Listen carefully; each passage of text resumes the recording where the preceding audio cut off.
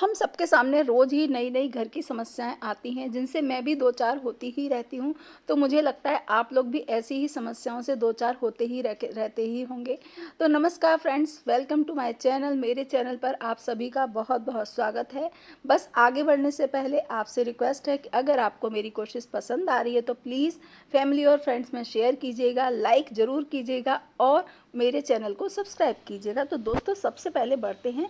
Money plant नाम का एक पौधा है जो हम सबके घरों में होता ही होगा और आपके घर में भी होगा 100%, है ना।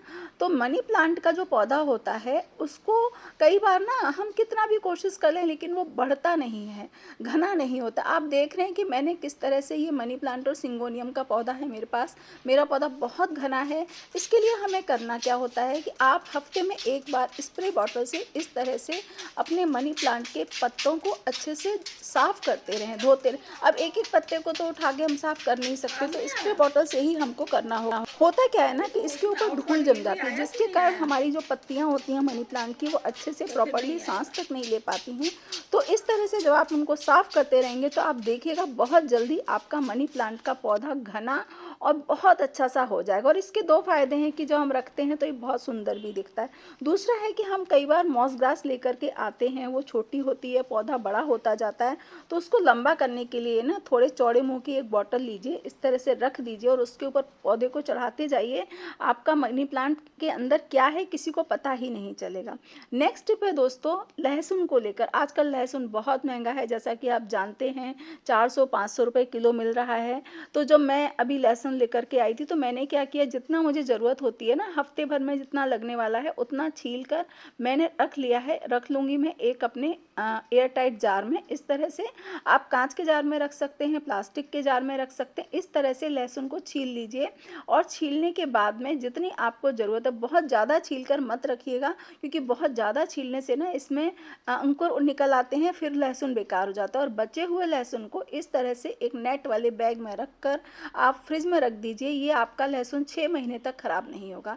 ये बिल्कुल प्रैक्टिकल किया हुआ है। और हाँ दोस्तों, आगे बढ़ने से पहले एक बार फिर से आपको याद दिला दूं कि प्लीज़ अगर आप मेरे चैनल पर नए हैं तो मेरे चैनल को सब्सक्राइब कीजिएगा, लाइक कीजिएगा और हाँ पसंद नहीं आया तो आप डिसलाइक भी कर सकते हैं, लेकिन अगर पसंद आया है तो शेयर भी कीजिएगा और लाइक ज़रूर कीजिएगा, है ना। अब आते हैं नेक्स्ट टिप की तरफ। इस तरह के ऑनलाइन हम सामान अपने घर में रोज़ ही मंगवाते हैं। अक्सर हम लोग आजकल ऑनलाइन शॉपिंग करने लगे हैं।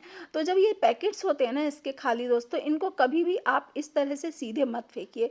आजकल बहुत ज़्यादा साइबर ठगी होने लगी है, फ्रॉड होने लगा है। एड्रेस आपका लोगों के पास पहुंच जाता है, जिससे आपके साथ भी ना कई बार बहुत सारे नुकसान हो जाते हैं। तो मैंने तो कोलिन डालकर साफ़ किया और कैंची से भी आप काट करके इसको फेंक सकते हो। आप इसे पानी से साफ़ कर सकते हो या फाड़ सकते हो, है ना, लेकिन ऐसा ही मत फेंकिएगा। नेक्स्ट है कि कई बार ऐसा होता है दोस्तों कि हमें रुई की ज़रूरत होती है, कॉटन की ज़रूरत है और कॉटन हमारे पास है नहीं, तो क्या किया जाए। हम सबके घरों में ये जो बत्तियाँ होती हैं जो हम भगवान जी को चढ़ाते हैं वो होती ही हैं।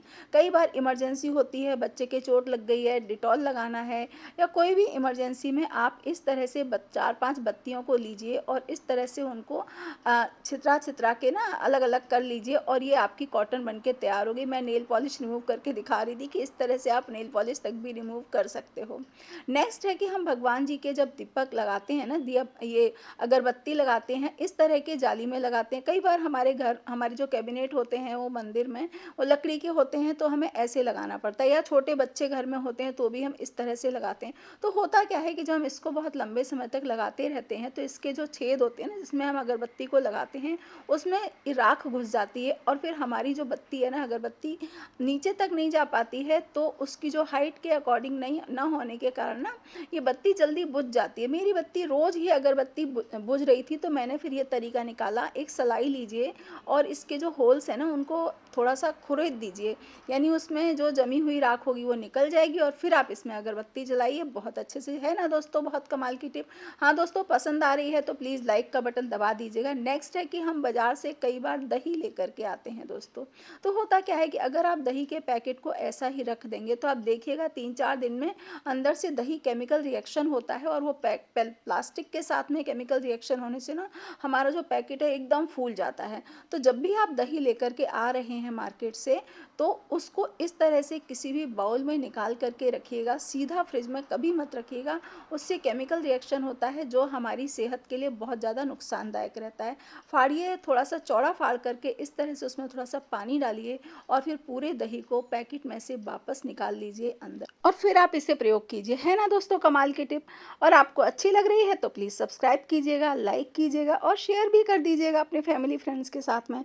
नेक्स्ट है कि आप जब भी कोई भी दाल बनाते हैं ना, तो हल्दी और नमक तो हम लोग डालते ही हैं, और उसके साथ साथ ना आप इसमें 1 चम्मच घी का डाल दीजिए। इससे ना दाल का टेस्ट बहुत अच्छा होगा और दाल कभी भी उफन कर बाहर नहीं आएगी, आपका प्रेशर कुकर ख़राब नहीं होगा। तो आप ज़रूर इस टिप को प्रयोग करके देखिए। और हाँ दोस्तों, अगर आपको अच्छी लग रही है तो लाइक कीजिएगा, और अगर आपको नहीं अच्छी लग रही है तो आप डिसलाइक भी कर सकते हो, ये आपकी मर्ज़ी है ना? अब नेक्स्ट आते हैं कि इस तरह से हम कई बार हंग कर्ड बनाते हैं। हंग कर्ड बनाने के बाद कर्ड तो हम निकाल लेते हैं, लेकिन उसके नीचे का पानी बच जाता है। ये पानी बहुत खट्टा होता है। इसे आप भगवान जी के बर्तन धोने के लिए प्रयोग कर सकते हो, या फिर आपका दही खट्टा नहीं है, आप कढ़ी बना रहे हो, तो इस पानी को आप उस कढ़ी में भी प्रयोग करोगे तो आपका जो कढ़ी है बहुत अच्छी और खट्टी बनेगी। नेक्स्ट है कि हम दही से बनाते हैं आज एक बढ़िया सी छाछ। गर्मियों का मौसम भी थोड़ा सा आ ही गया है, तो छाछ बनाने के लिए हमने यहाँ पर दही लिया है। दही बिल्कुल ताज़ा लीजिएगा। थोड़ा सा डालिए पुदीना पाउडर, ये पुदीना पाउडर मेरे घर का बना हुआ है। काली मिर्च डालिए, थोड़ा डालिए चाट मसाला और काला नमक, और उसके बाद में थोड़ा सा डाल दीजिए पानी, और फिर इसको आप चला लीजिए। मैंने रई से चलाया है, आप ब्लेंडर से भी चला सकते हो। ये देखिए बन गई ना बहुत बढ़िया सी टेस्टी सी सुपर टेस्टी छाछ बनके, मिंट मसाला छाछ बनके तैयार हुई है। आप भी इंजॉय कीजिए, और पसंद आए तो मेरे चैनल को सब्सक्राइब कीजिएगा। है ना? ये देखिए बनी ना बहुत बढ़िया सी छाछ। इसे आप बनाकर रख लीजिए फ्रिज में, फिर भी प्रयोग कर सकते हो। नेक्स्ट पे दोस्तों, कई बार ऐसा होता है कि हमारे डब्बों को हम किसी यूज़ में कर ले। जैसे इस लाल वाले ढक्कन वाले डब्बे को ना, जार को मैंने अपना जो बेम्बू प्लांट था उसको रखने के लिए प्रयोग कर लिया। और ये जो स्टील का डिब्बा है, इसके डब्बे में मैंने कटलरी जो एक्स्ट्रा थी ना, वो सारी कटलरी मैंने इसमें रख दी, क्योंकि ताकि हमारी जो किचन की ड्रॉर है वो साफ़ सुथरी। ये देखिए, ये मैंने बेम्बू प्लांट इसमें लगा दिया, बहुत अच्छा लग रहा है। तो ढक्कन एक्स्ट्रा हो गया। इसी तरह से स्टील का ढक्कन भी एक्स्ट्रा हो गया। तो मैंने क्या किया ना, इसको आप जो गमले हैं आपके पास छोटे, उसमें इसकी प्लांटर की ट्रे बना दीजिए। तो पॉट की जो ट्रे है, पानी निकलेगा तो बाहर भी नहीं निकलेगा, और आपका फ्री में काम भी हो जाएगा, और हमारी चीज़ों का यूज भी हो जाएगा। तो ये मैंने स्टील की ट्रे भी रख दिया। तो दोस्तों, ये थे मेरे आज के टिप एंड ट्रिक्स। पसंद आए तो लाइक कीजिएगा।